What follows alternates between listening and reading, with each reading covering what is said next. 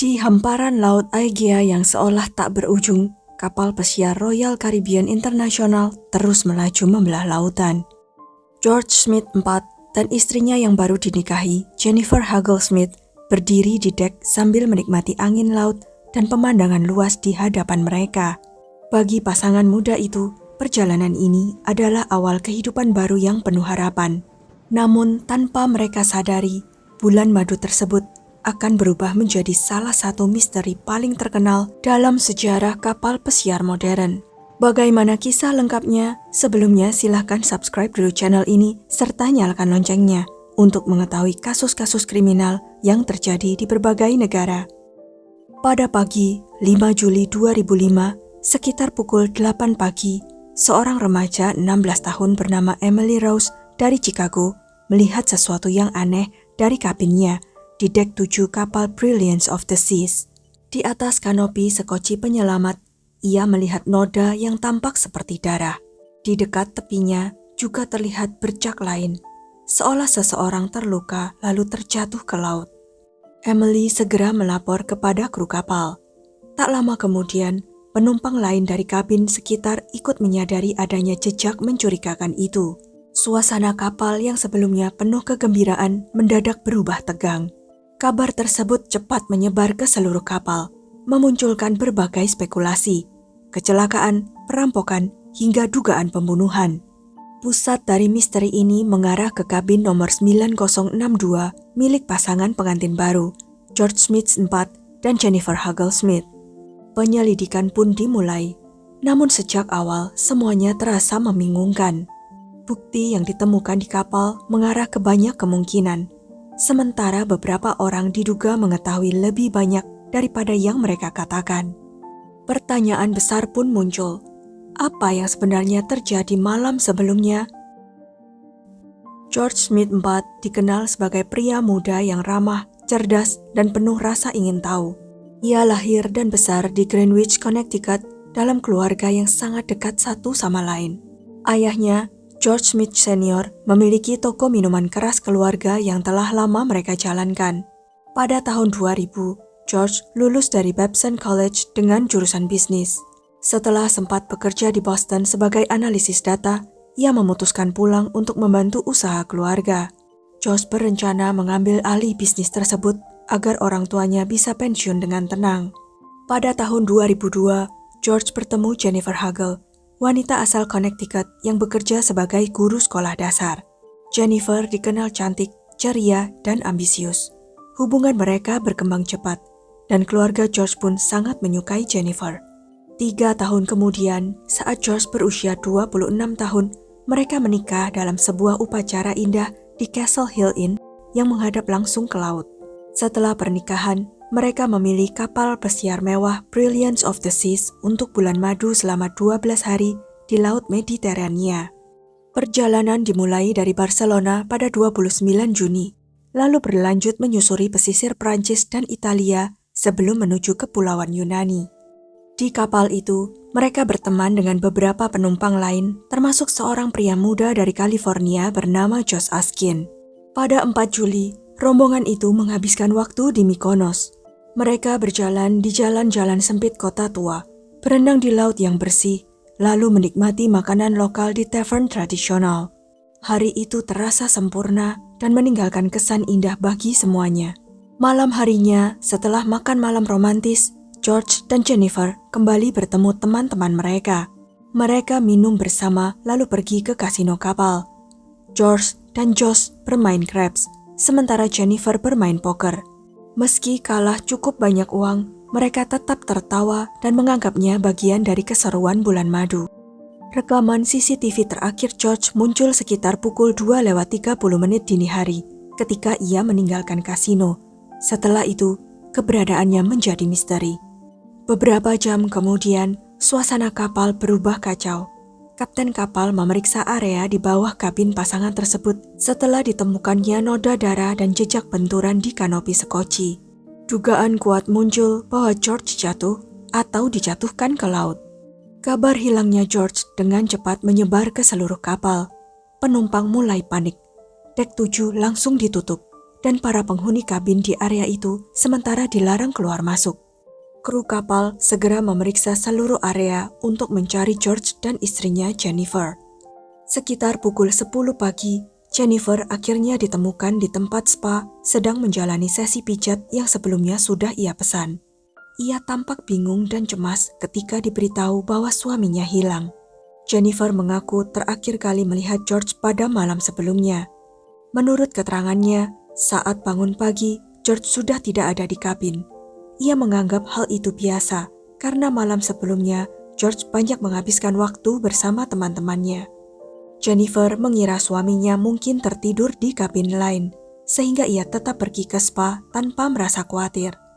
Menjelang siang, otoritas Turki naik ke kapal untuk memulai penyelidikan resmi.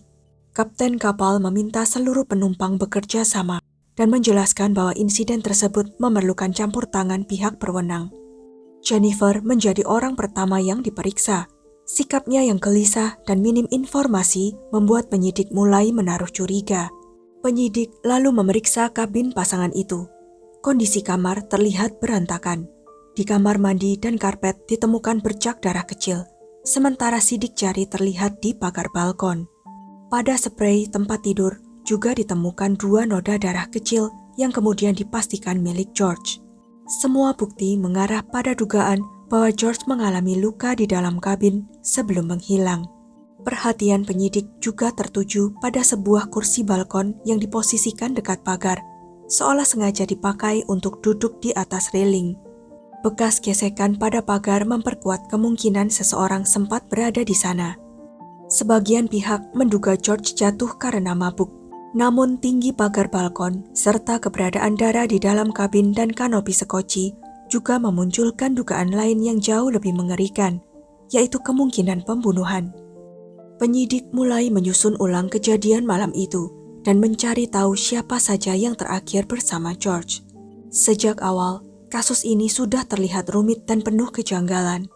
Otoritas Turki kemudian memeriksa kelompok pria yang menghabiskan malam bersama George dan Jennifer. Mereka mengatakan pasangan itu minum terlalu banyak alkohol. Menurut pengakuan mereka, George dalam keadaan sangat mabuk sehingga mereka membantu membawanya kembali ke kabin, melepas sepatunya, lalu meninggalkannya sendirian. Mereka juga mengaku tidak tahu di mana Jennifer saat itu dan mengira ia kembali ke kabin belakangan. Namun, kesaksian Josh Askin mulai menimbulkan tanda tanya. Josh mengklaim melihat Jennifer pergi bersama seorang staf kasino kapal bernama Lloyd Browner. Ia bahkan menyiratkan adanya hubungan dekat di antara keduanya. Tetapi rekaman CCTV menunjukkan Jennifer justru meninggalkan area itu sekitar pukul 3:30 dini hari dalam keadaan sempoyongan. Sementara data kartu akses memperlihatkan Lloyd sudah kembali ke kabinnya pukul 3:25. Perbedaan keterangan ini membuat penyidik menduga Josh menyembunyikan sesuatu.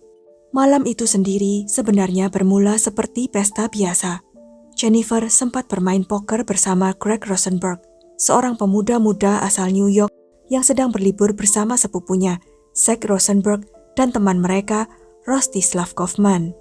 Setelah kasino tutup pukul 2:30 dini hari, kelompok itu melanjutkan pesta ke area disko kapal. Mereka terus minum hingga larut malam. Karena dianggap terlalu mabuk dan ribut, kru kapal menolak melayani mereka lagi. Saat itulah mereka teringat pada sebotol absinta yang dibeli saat singgah di Mykonos. Minuman itu ternyata memiliki kadar alkohol lebih dari 70%. Josh mengambil botol tersebut dari kabinnya. Lalu George membantu menyembunyikannya di balik celana pendeknya agar tidak disita kru kapal.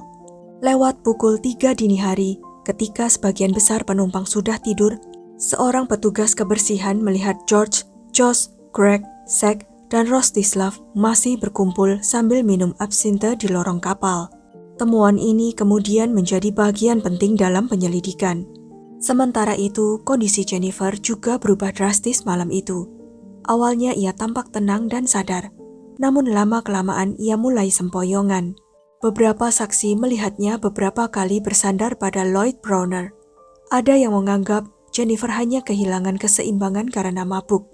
Tetapi ada pula yang merasa ia terlihat terlalu akrab dengan staf kasino tersebut. Menurut beberapa saksi, George dan Jennifer sempat terlibat pertengkaran malam itu. Awalnya mungkin hanya candaan atau adu mulut kecil karena pengaruh alkohol, tetapi situasi tampaknya memanas. Di satu momen, Jennifer terlihat memukul George. Tidak jelas apakah itu dilakukan sambil bercanda atau karena marah.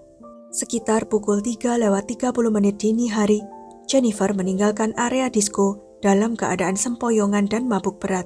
Sementara George tetap bersama teman-teman barunya.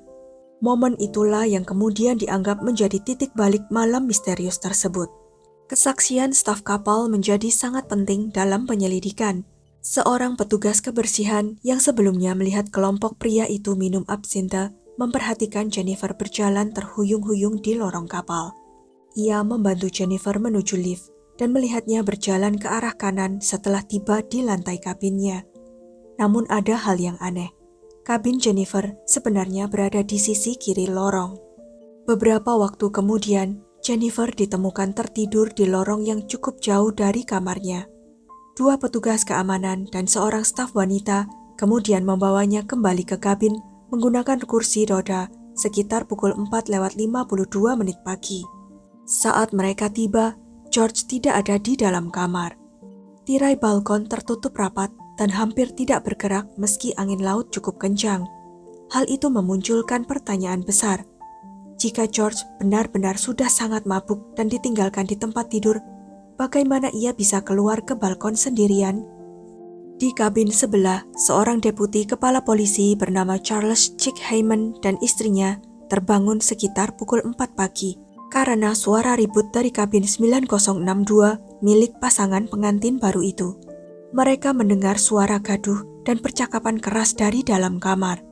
Charles bahkan sempat menelepon layanan tamu kapal dan memukul dinding untuk meminta tetangganya tenang. Suasana sempat hening beberapa saat, tetapi keributan kembali terdengar. Tak lama kemudian, terdengar suara pertengkaran dari arah balkon. Pasangan itu mengaku mendengar seseorang mengucapkan good night beberapa kali, seolah sedang mengusir orang keluar dari kabin. Setelah itu, terdengar suara furnitur bergeser, lalu bunyi dentuman keras seperti sesuatu jatuh menimpa kanopi sekoci di bawah. Charles segera membuka pintu kabinnya dan melihat 3 pria berjalan di lorong, namun ia tidak dapat mengenali wajah mereka. Beberapa penumpang lain juga melaporkan mendengar suara benturan keras diikuti teriakan seorang wanita. Anehnya, tidak ada saksi yang benar-benar bisa memastikan apakah Jennifer berada di dalam kabin saat kejadian itu berlangsung. Menurut sejumlah kesaksian, ada 4 pria yang masuk ke kabin George malam itu, tetapi hanya 3 orang yang terlihat keluar. Hal ini memunculkan teori bahwa salah satu dari mereka mungkin tetap berada di dalam kamar. Salah satu dugaan terbesar adalah percobaan perampokan yang berujung fatal. Malam itu, George dan Jennifer diketahui beberapa kali membicarakan uang hadiah pernikahan dan kemenangan kasino mereka di depan orang lain. Beberapa saksi mengatakan jumlah uang yang mereka bawa mencapai puluhan ribu dolar. George juga memakai jam tangan mewah Breitling, sementara Jennifer mengenakan cincin berlian mahal. Penyidik menduga seseorang mungkin mengincar pasangan itu. Kondisi kabin yang berantakan juga memperkuat kemungkinan adanya pencarian uang atau barang berharga. Bahkan noda darah di spray diduga muncul ketika seseorang mencoba melepaskan jam tangan George secara paksa. Namun ada teori lain yang tak kalah kuat, yaitu kecelakaan akibat alkohol. Kapten kapal percaya George mungkin jatuh ke laut saat mabuk berat. Dugaan itu semakin berkembang karena kelompok tersebut mengkonsumsi absinthe berkadar alkohol sangat tinggi. Penyelidikan FBI kemudian berfokus pada orang-orang terakhir yang bersama George malam itu. Jennifer dan manajer kasino kapal, Lloyd Browner, menjalani tes poligraf dan dinyatakan lolos. Sebaliknya, Josh Askin gagal dalam tes tersebut. Meski hasil poligraf tidak bisa dijadikan bukti mutlak, kegagalan Josh semakin menambah kecurigaan penyidik bahwa ia mengetahui sesuatu tentang hilangnya George. FBI juga menemukan rekaman video yang memperlihatkan beberapa pria, termasuk Greg Rosenberg, Zach Rosenberg, Rostislav Kaufman, dan Josh Askin, bercanda mengenai insiden tersebut. Dalam rekaman itu, salah satu pria terdengar berkata, Kami memberinya pelajaran para layang tanpa parasut. Ucapan itu dianggap sangat mengganggu dan menimbulkan dugaan bahwa mereka mengetahui lebih banyak daripada yang mereka akui. Pada tahun 2009, keempat pria tersebut kembali diperiksa FBI sebagai saksi. Namun Zack dan Josh memilih menggunakan amandemen kelima Konstitusi Amerika, yaitu hak untuk menolak menjawab pertanyaan yang berpotensi memberatkan diri sendiri.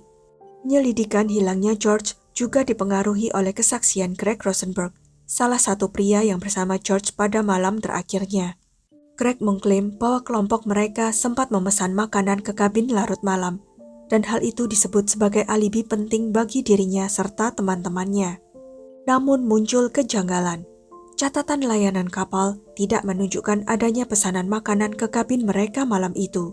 Saat ditanya lebih jauh, Greg juga tidak bisa memastikan siapa sebenarnya yang memesan makanan itu. Kesaksian para saksi tentang hubungan George dan Jennifer pun berbeda-beda. Greg mengatakan semua orang malam itu sangat mabuk sehingga sulit mengetahui kondisi hubungan pasangan pengantin baru tersebut. Karena itu, penyidik tidak bisa menyimpulkan apakah mereka sedang bertengkar serius atau tidak. Di sisi lain, Josh Askin mengaku Greg sempat keluar dari kabin setelah makanan datang. Namun Greg membantah keras dan mengatakan ia tidak pernah pergi ke manapun. Kontradiksi demi kontradiksi membuat kasus ini semakin rumit. Meski begitu, Greg bersikeras bahwa kematian George bukan kecelakaan biasa. Ia mengatakan bahwa sesuatu yang gila terjadi malam itu, dan suatu hari nanti kebenarannya akan terungkap. Anehnya, pada Desember 2019, Greg Rosenberg sendiri ditemukan tewas dibunuh di New York City. Kasus pembunuhannya hingga kini juga belum terpecahkan. Tidak ada bukti resmi yang menghubungkan kematiannya dengan kasus George Smith, tetapi fakta tersebut kembali memunculkan berbagai spekulasi publik. Kasus George akhirnya dipindahkan dari kantor FBI Connecticut ke kantor FBI New York karena besarnya perhatian media terhadap kasus tersebut. Keluarga George bahkan menawarkan hadiah sebesar $100.000 bagi siapapun yang bisa memberikan informasi penting.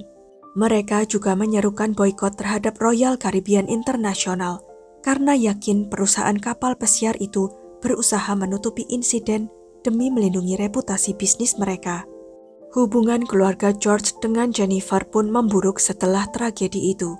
Banyak orang menilai Jennifer terlihat terlalu tenang dan tertutup setelah suaminya hilang. Ia jarang berbicara kepada media dan mengaku hanya mengikuti arahan FBI. Sikap itu justru membuat keluarga George semakin curiga. Kecurigaan mereka semakin besar ketika Jennifer menerima penyelesaian gugatan senilai sekitar $1 juta dari perusahaan kapal pesiar itu secara terpisah. Bagi keluarga George, keputusan itu terasa seperti pengkhianatan dan seolah menghentikan upaya mencari kebenaran. Mereka yakin Jennifer mengetahui sesuatu yang tidak pernah ia ungkapkan. Namun Jennifer bersikeras bahwa ia hampir tidak mengingat apapun setelah pukul 2:30 dini hari malam itu.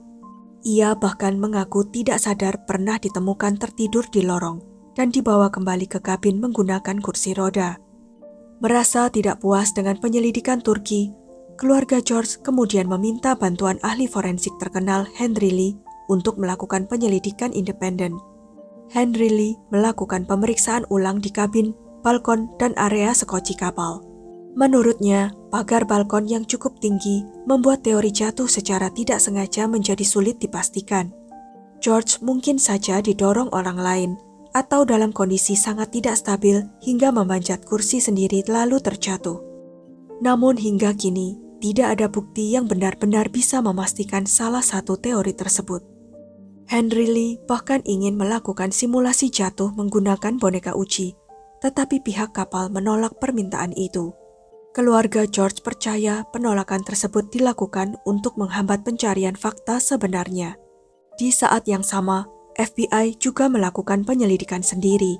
Fokus utama mereka tertuju pada 4 pria yang terakhir bersama George: Josh Askin, Greg Rosenberg, Zack Rosenberg, dan Rostislav Kaufman. Banyak kesaksian mereka bertentangan dengan saksi lain maupun bukti yang ditemukan. Tetapi meski penyelidikan berlangsung bertahun-tahun, FBI tidak pernah berhasil membuktikan adanya tindak pidana. Seiring waktu, keluarga George mulai percaya Jennifer tidak terlibat langsung dalam hilangnya George. Mereka kemudian bersatu kembali dalam gugatan terhadap perusahaan kapal pesiar dan berhasil memperoleh sejumlah dokumen investigasi internal, termasuk kesaksian saksi serta laporan perusahaan. Jennifer akhirnya mencoba melanjutkan hidupnya. Ia aktif dalam kegiatan amal untuk mengenang George, lalu menikah lagi beberapa tahun kemudian. Namun satu hal tidak pernah berubah. Tubuh George Smith IV tidak pernah ditemukan. Pada akhirnya, FBI menutup kasus tersebut karena kurangnya bukti untuk melanjutkan penyelidikan pidana. Secara resmi, hilangnya George dinyatakan sebagai kecelakaan. Akan tetapi, bagi keluarganya, misteri itu belum pernah benar-benar selesai.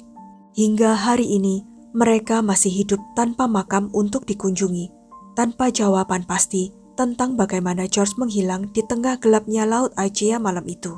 Dan mungkin di suatu tempat di balik semua kesaksian yang saling bertentangan, masih ada seseorang yang mengetahui apa yang sebenarnya terjadi pada George Smith IV.